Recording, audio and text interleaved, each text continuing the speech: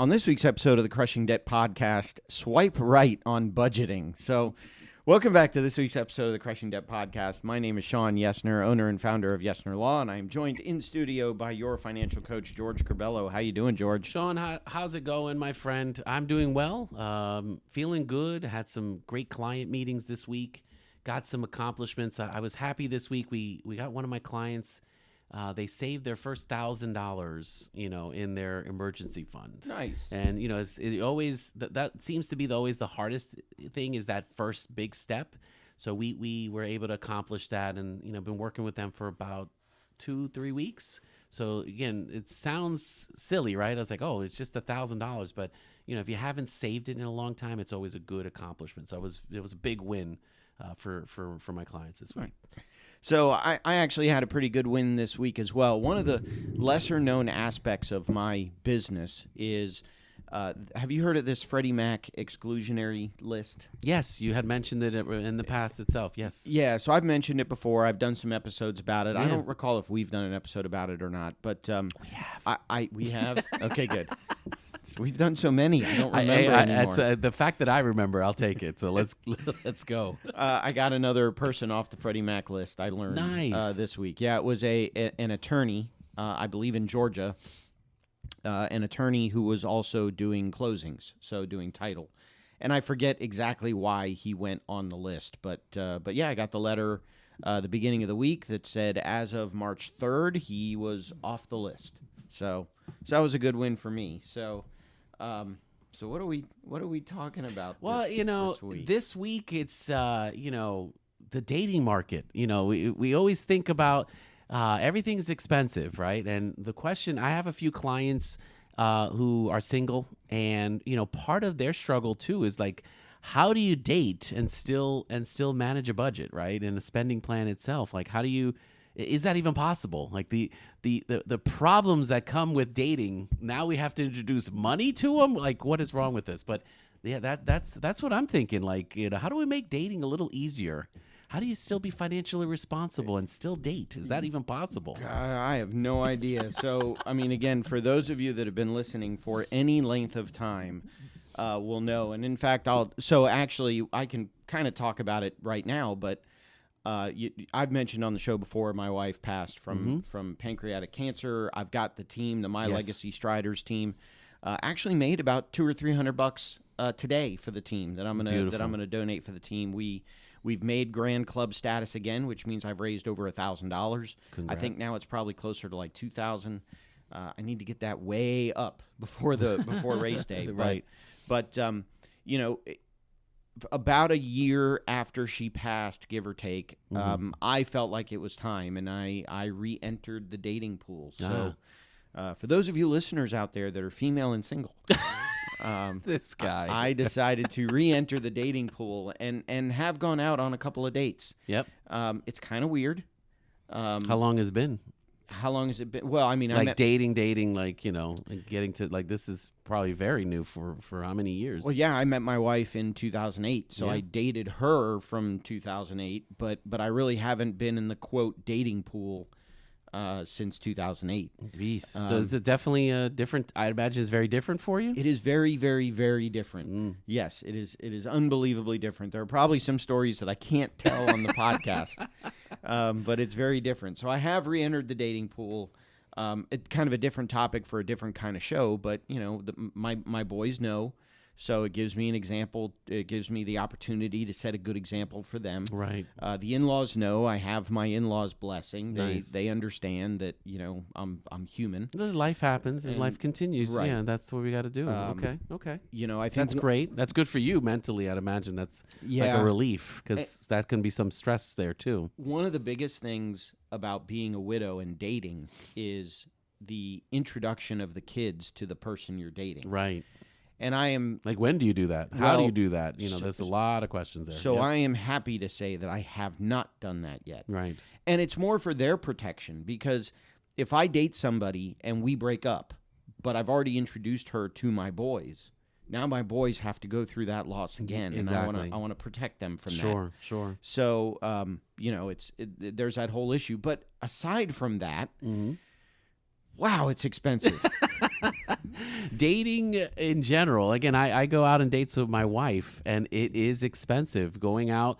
And I imagine us as adults, it's the liquor that drives those prices up too. So I think that's where, like, you have one or two drinks, you haven't even eaten yet, and you're already close to $100, depending on where you are. So, and what state you're in, because Florida compared to New York, that would probably those prices a little different. I did have a date on Valentine's Day this past. That's expensive. This past Valentine's Day, I think the bill was somewhere around $225. Yep, that makes sense.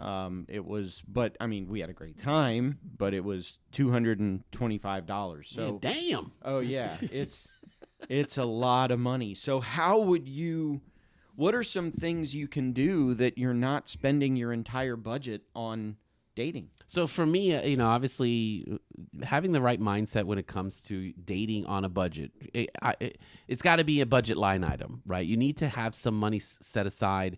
So, because we have the stress of, like, if you're not having all of your money accounted for in your budget, the stress of, like, where, again, you're going out on a date on a Friday night, where the money's going to come from. So we want to eliminate, the stress when it comes to, like, how we're going to pay for it. That's the first thing I would think of.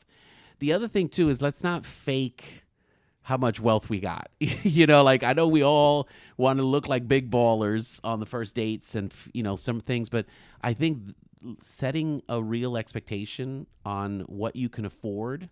And again, it may not look good, to us. We always think, like, I've got to look good, for those types of dates, and we got to make a great first impression.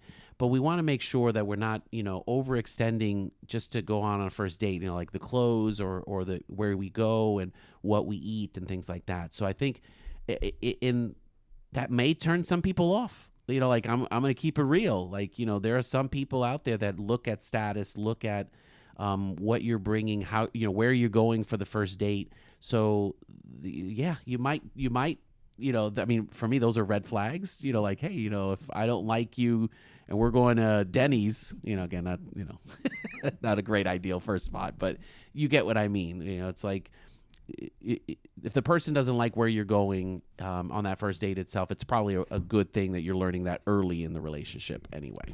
Yeah, and one of the other things that I learned is you can keep it fun on a budget, and you can keep it fun at a lower price. And so a lot of the stuff that we talked about, you could go for a date at the beach. Yeah. That's here in nearly Florida for free. sure. Yeah. It's nearly free. You can, one of the things that happened with me is there were a whole bunch of gift cards for restaurants that I never really went to. And so as I would go on dates, I would say, well, let's go to blah, blah, blah restaurant. And I'd use up all those gift cards. As long as they don't see you with the paying the check itself. I kind of agree, it's still money. Right. So, and I noticed if you're smart, I think BJ's or Sam's Club have discounts on some of those gift cards. So again, that's a good way to be able to get more for the dollar you're spending. So yeah, I kind of like that. Let me say this too, like, be upfront. Like, this is another thing, like, we want to portray some type of, like, I'm a baller, I've got money, I got this. But if you're going through a financial journey and you're on the dating scene itself, hey, look, it's not that you provide all of your life story when it comes to your budget and what you're doing. But you can be at least upfront to kind of like, hey, I'm working on getting out of debt or on this journey itself, and I just want you to be aware of that upfront. Or even to say, look, I really want to try to stick to a budget, and so let's do this or let's do that. Buying the expensive concert tickets, buying the expensive dinners, I get it. I mean, you want to try to impress the person that you're dating, but at the same time, if you do all that stuff and it causes you to go bankrupt, that's probably not going to be a good sign. That's probably going to be a red flag to the person you're dating. I would agree. As well. What are your thoughts on going Dutch? I mean, I assume you and your wife don't go Dutch very often. No. That's not even a conversation. She does pay my birthday. That's when I get McDonald's and stuff. But, I used to say to my wife all the time, "What are you going to buy me for my birthday with my money?" Oh my goodness, definitely in trouble with that as well. But yeah, I understand the sentiment. Going Dutch, I think, especially in the beginning. So again, I think you and I were raised in a way of like, the man should be able to provide, or at least for the first date, you hold, what's the courtesy, right? You pay for the dinner, you hold the door, you open the door to the car door, like trying to present the gentleman like. So for me, my mom was always told me itself, you want to, for you, it's like as the role as a man, that's what you're going to, you should pay for the date. Now, whether that holds up in today's society itself, but again, that's the way I was raised. That's the way my mom kind of said, "Hey, look, you should be able to present that." And to be honest with you, for me, my mom said if you couldn't afford the first date, you probably shouldn't be on the date anyway. So that was another kind of indicator for me on those first dates. Some of the dates that I have been on recently, she wanted to go Dutch, but I would always pull out the card and offer, Right. and she said no, I want to go Dutch. And one time it was interesting because it was Valentine's Day. She's like, I want to do this Dutch. I said I appreciate that, but it's Valentine's Day, Right. so I want to do it. Please, For yeah, Valentine's, makes I want to sense. do Makes this sense. for Valentine's Day, and she let me, and there was no, No animosity or anything like that, I'd imagine. Right. That's okay. One way or the other, if you're going to do Dutch or not Dutch itself, I think being honest with the person you're dating, especially on the first date, it's just being honest. Like, hey, I'm going to be upfront in regards to the situation. It'll set the mood for the rest of the day. That's how I look at it. Like for me, it's be honest and look to have a good time as part of that. So that money doesn't have to play into like, oh, this guy's broke or this is that. Just you don't want any of that to play into the rest of the evening where you can get to know the person and just have a good time. I think that's what you want to focus on. Is that something you would bring up on the first date?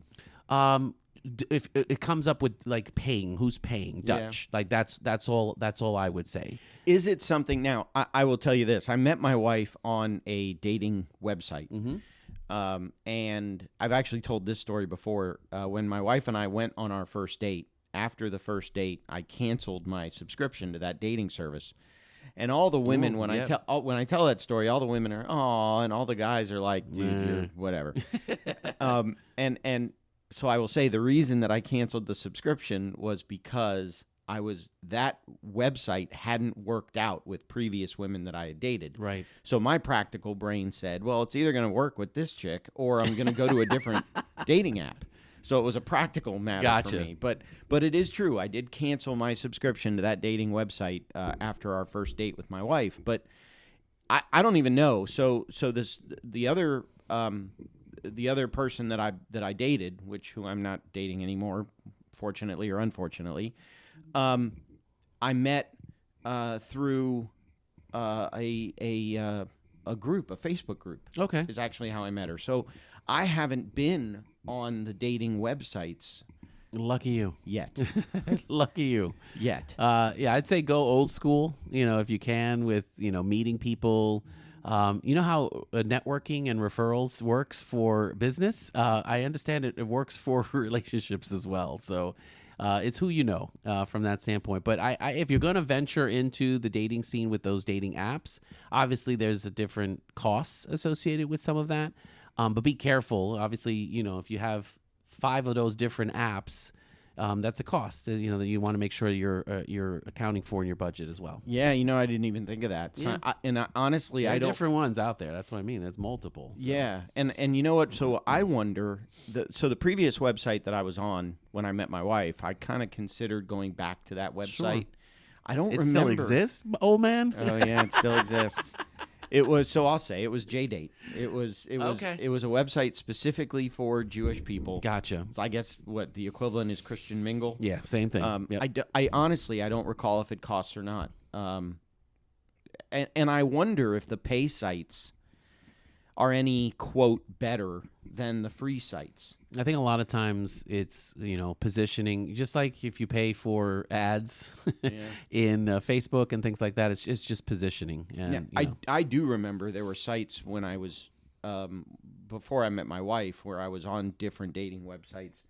There were some websites that you could pay hundreds or thousands of dollars a month. Yes. And they were specifically targeting me as the attorney. Yeah, yeah. Because obviously attorneys have a boatload of money. You got money. We have money to burn, apparently. Of course. But there are websites that are hundreds or thousands of dollars, and it's not a prostitution type website. No, it's just you pay this amount of money because we have these heavy screening. Right, value. You're looking for value type. What they can consider value partners, or it's more vetting of the people on the website. That's true. As to whether they would or would not make a good partner. Gotcha. Okay. So, but I didn't even think of that. If I were to try to go back onto some of those dating websites, there'd probably be a there'll be a fee, at least a monthly subscription, or a lot of them is monthly subscriptions. That's how a lot of these business models run today. Yeah, I guess they have to. They have to if you're gonna. So that's why I say, is the service still available? Most of it is. You can't run all of it off of ads, so that's going to be okay. So I love that you brought up though, like when is the right time? You know, I thought about that, and it's like first date, no, but if you're gonna have a conversation specific for Dutch, that's where you can start the conversation. But for me, I think the right time is if you're going to have a major commitment discussion, like there's going to be major decision, right? If you're going to go out on the first weekend, or if you're going to be exclusive. If you're going to be exclusive, like those are big changes in the relationship status. That's when I think a conversation starter could be like, hey, I just want to let you know. This is where I'm going. I'm on my financial journey, or I'm broke as heck. Whatever you want. Again, however you want to handle it itself. Or I'm a millionaire. Me and Elon, we hang out on the weekends, kind of thing. We hang out all the time. Exactly. We don't like Bezos together. So it's one of those kind of things. Like timing wise, I think a few dates into the situation, you're a few months into getting to know they're gonna notice. I think people will notice after a few months that you're meeting or talking with someone, how you spend money, where you spend money, frequency of dates. Those are all going to be indicators of are you on a financial journey? Are you doing really well, or are you just kind of struggling? So those things will come out. Yeah, I mean, I wonder when is the right time to start talking about those kinds of things. Is it before you even start dating? Is it? I struggle with it because... Well, how honest it depends on you. Like, if you want to be really honest, you do it at the beginning. Well, but again, if I have student loans, what difference does it make to the person I'm dating? Good point. If I have student loans or not. What difference does it make if it's... Well, if it's a major in basket weaving, I think we'd have a problem. Probably. But, I mean, does it really matter for me to say to somebody, yeah, I own my own house? I mean, I guess it's better to own your house than live with your mom. I guess. There's one. But to say to a potential date or to say to a date, yeah, I own my house and I've got a mortgage and I've got a HELOC and who cares? That's true, but why is any of that relevant? But again, I guess you haven't been dating in a while, right? Apparently, yeah, I haven't been dating in a while. So I think what people. And again, this is what the internet tells us. The TikToks tell us, right? Interwebs. I think a lot of times it's all about status. Like if you can afford these kind of things, if you can go out to these types of dinners, if you drive this type of car, there is still something of people, that first impression that you're gonna have, and people look into those to see again, can you be a long-term partner? Whether it's wrong or right, that's a different story. I think what they're trying to figure out here is, will you be someone who we can, kind of grow financially together? Yeah. And a lot of that times is unfortunately, it's going to be like those first few dates. Is he paying? Are we going to nicer places? That kind of stuff. I think one of the things, funny story, one of the things I think I probably have going for me, I hope, I inherited my dad's watch collection. Yeah. And he's got some fairly high-end watches. Very nice watches in that collection. So I always make sure to wear one of those. Yeah. But I'm a lawyer. You're right. Although the funny part is now my Instagram Reels feed is filled with watches. Reels. That's good. So every other one is here's a Rolex, here's an Audemars Piguet, here's a Breitling, here's a Tussaud. Man likes what he likes. So it's okay. All over. That's all I see on Instagram now is watches. Yeah, we have to throw in some cars then. And I'm almost fearful as I start dating, as I start if I do decide to start getting onto dating websites, it's probably going to be watches and dating websites. Here's another, person, blah, blah, blah. Yeah, you'll get some of those for sure. The algorithms are working well. Let's put it like that. What are some of the red flags for relationships for you, my friend? Like, when we talk about dating, is there going to be debt red flags that that you would be looking for? And again, you kind of hit it yourself, like, do I care if you have a HELOC or any of those kind of things? But are there still red flags you want to look for in the first month? I think for me, I think the way that I might approach it, I think one red flag for me would be if I were to date somebody that was more traditional to say the man should pay. Yep. Which I don't mind doing, and I understand if I'm going to date, that's something that I have to be prepared to do. Sure. But I think one of the things that would bother me, one of the things that would be a red flag, is if every time we went out and she paid, every time it was an expensive, 3 drinks and an appetizer and the most expensive entree. And right. I don't know that I would ever necessarily complain about it, but I think that would be a red flag for me is that, every once in a while, we don't need either offer or we don't need to have drinks this time. True. It's a noon lunch. We don't need to have drinks. I gotta date Shawn. Drinks, shot.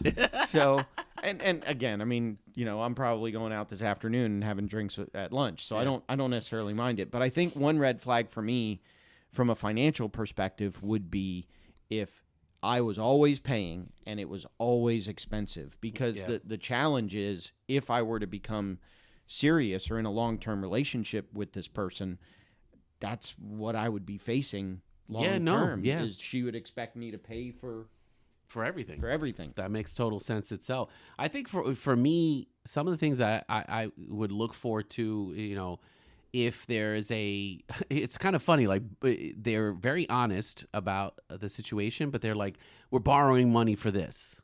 Or, hey, can I Venmo you some money? Or, or Vimeo? What is the, it's Venmo. Venmo. Yeah, there you go. I'm hip. Let me Venmo some cash to you, or I need to go get this from my friend. Like, those are for the red flags for me, where it's like either we're borrowing or there's not enough money, or they're asking you, hey, can you loan me? I don't think I would ever loan somebody I was dating. Now, maybe if we had been dating for 10 years, 5 years, 2 years, maybe I might loan them some 10 money. 10 years dating, man, that's a little too much. Maybe I might loan them some money, but I would never loan anybody money first few months, first few dates. I would never loan anybody. That would be a tremendous red flag for me. I would agree.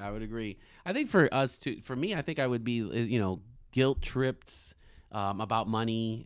If you're there's some shame type to like there's some behaviors that you see as well, where like the way they talk about the money, it's like, oh man, I even tipping, maybe tipping could be also an indicator.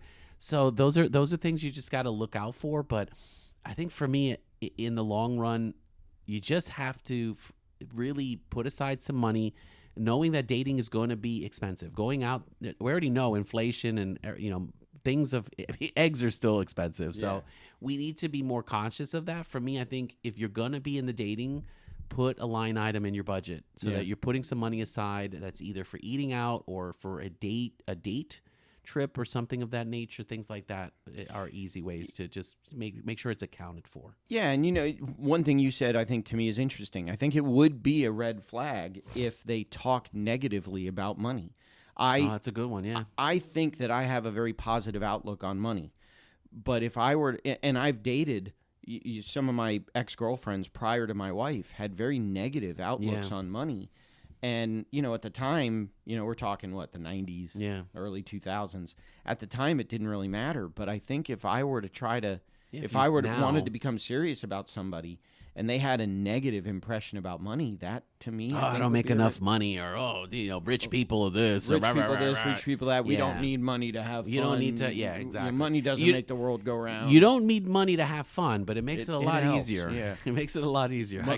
Money is the root of all evil, right? Which the actual saying is the pursuit of money. is the root of all evil. But people have shortened it to money is the root of all evil. Well, it's easier. I think those things would definitely be red flags in my mind as I start dating somebody. And look, at the same time, I still have my kids to worry about. So I've definitely got to budget it, because if I say I've got $1,000 a month to spend on dating, that's $1,000 less. I got to sign up for summer camps this week. Kids, activities. We're leaving next week. So when this episode comes out, the following week I'll be on vacation for spring break. I got to pay for that. Yeah. So that definitely the red flags. I've got to probably condition myself not to get all welcome back to the dating pool. I'll give you that. Welcome back to it. But at the same time, good luck. Yeah. Well, so here's the interesting thing. We're talking about this in terms of me dating as a single person. Sure. You're still dating your wife. Oh, we go out on dates every week. She may deny that claim, but yes. Going to Target is not a date. Oh, my bad. But yeah, I mean, restaurants. I mean, the thing is too, like, we sometimes look for cheap alternatives as well. Like maybe a nice date night at home, cooking together, doing things like that. See, you and your wife can Netflix and chill. I don't think I could do that on a first date. There you go. Well, maybe. You never know. But those are the things that we, for me, I always look for those cheaper alternatives, because you're right. Going out it'd be nice to go out and enjoy going to St. Pete or Tampa and enjoying the pier and really walking around. We'll do things like that. But overall, we are always looking for, like, how do we love being home. Let's put it like that, right? So how can we make being home a great experience? Liquor is very cheap. It's a lot cheaper per drink. Right. So I definitely enjoy that. And we love grilling. We've created a nice little, in our backyard, a little oasis. So it's just little things like that we've done over the years that allow us to really enjoy each other's time, because we're starting to realize, like, being married, we got the kids are growing up. And we're going to have to, like, dude, do we still want to be together? Like, yeah. Pretty soon it's going to be back to the two of you again. Yeah, I'm like, oof, I don't know. Are we good with that? Are we, I asked her this past weekend. I'm like, are you still okay? I was like, she goes, yeah, still love you. I'm like, okay, I guess I'm doing something right. But, I mean, those are for me, it's like the balance as a married couple, right? The balance of, like, yep, it's good to go out. It's good to find those kind of things outside. But also, what can we do together at home? And it's never just like, Five Seasons or big restaurants. Those are great for special occasions, things like that we still do. Yeah, I mean, and it could even be going to open houses to get ideas for what you might want to do to your house. Exactly. Or going even, I don't know that I would ever take a girl on, let's say, the first 3 to 5 dates. I probably would not take them to the movies. Yeah, movies are a bad. Yeah, guys, you don't have the opportunity. There's no to talking. Talk. You're in the dark. Now, if you're in the back of the theater, maybe that's different. If you were 15, that's a different story. But yes, but not a good first date kind of thing. But if I were with somebody for a few months, going to see a movie wouldn't be a bad idea. Why not? Again, be at home. Although, if you have a home theater itself, you can do the same thing. There's a new movie theater that opened by me out in Citrus Park in West Chase here in Florida in Tampa. NCG, I think, is the name of the movie theater chain. I don't know if you've ever seen one of these, but you get one popcorn bucket and unlimited, and it's the huge one. All right. Unlimited popcorn refills. Nice. Now, you're not really going to finish more than one huge bucket, even if there's 3 or 4 of you. Yeah. You're probably not going to finish that.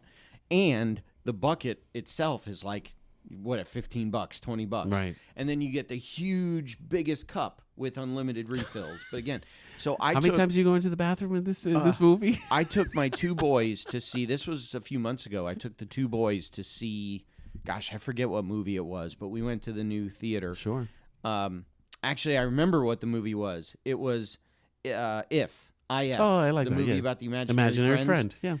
And I remember we went to see it a couple of weeks after my wife had passed. Oh, wow. Okay. And I didn't realize what the movie was about. The premise, yeah. And in the beginning of the movie, spoiler alert, yeah, spoiler alert, if you guys haven't seen the movie, you might want to turn the volume down for a couple of seconds. In the beginning of the movie, the mom dies. Yeah. And I'm like, stuff. really?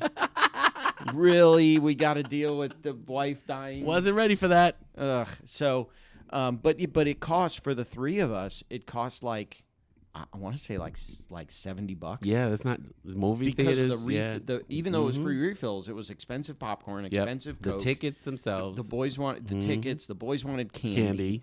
So it was expensive to go to the movie. Yeah, I remember, back in the day when we dated, my wife and I, even in New York, it's much cheaper to go to the movies back in the day than it is today. Today, I mean, if you're lucky, you're paying $20 a seat to go, and of course the convenience fee. So because fee. Exactly, because we got to seat you somewhere in the damn room. Anyway, I'm not bitter. No. So anyway, dating. Let's just say the show at the end here. Biggest tips for yourself. Budget for dating itself. Be honest with yourself. Don't allow lifestyle creep to happen even with dating. Because, again, dating apps, subscriptions, going out to the best restaurants, those things can be expensive itself. So be honest with yourself in regards to that. And also kind of take a look at those red flags. There was quite a few. I'm like, just be careful while you're out there. And I definitely like the idea of not keeping up with the Joneses. I mean, I want to look good when I go out on a date, but there's no reason to buy a new outfit every time I go out on a date. I would agree. I mean, granted, some of the stuff I have is you probably need some new stuff though. So I'm gonna recommend you maybe although one or two. If someone's gonna fall for me, they're gonna fall for me as I am. I don't need to change for nobody. Hey, you know what? You stand tall on that, brother. You stand tall. I'm already loving you, brother. It's all good. It's all good in the hood. Thank you, sir. So if you want to help me date more women, you can always go to patreon.com/crushingdebt. Horrible segue, but sure. Any money we get from this week's episode will go into my dating budget, and that's it. No, you're getting not even ice for that drink today. Yeah, I know. No, any money that goes into the Patreon comes back to make the podcast a little bit beautiful. Better. Also, our friend and our sponsor, Sam Cohen with Attorneys First Insurance. If you're an attorney or title company, you need malpractice coverage, reach out, sam@attorneysfirst.com. Again, I mentioned it at the beginning of the episode. We have a team for the Tampa Purple Stride Walk to benefit the Pancreatic Cancer Action Network, or PanCAN for short. So we do have a PanCAN team for the Purple Stride Walk, which is April 26, 2025 at Steinbrenner Field here in the Tampa Bay area. If you are listening outside the Tampa Bay area, PanCAN has groups and walks in a lot of other cities. For your region. Yeah. So go to the PanCAN website. I think it's pancan.org, and check out where the local walk is in your area if you want to be involved. Or I post the link in every episode to our fundraising page for the My Legacy Striders team.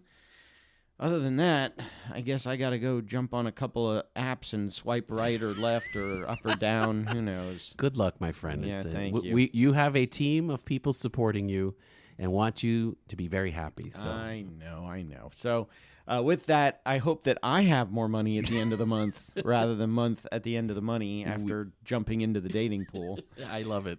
And we will talk to you in next week's episode of the podcast.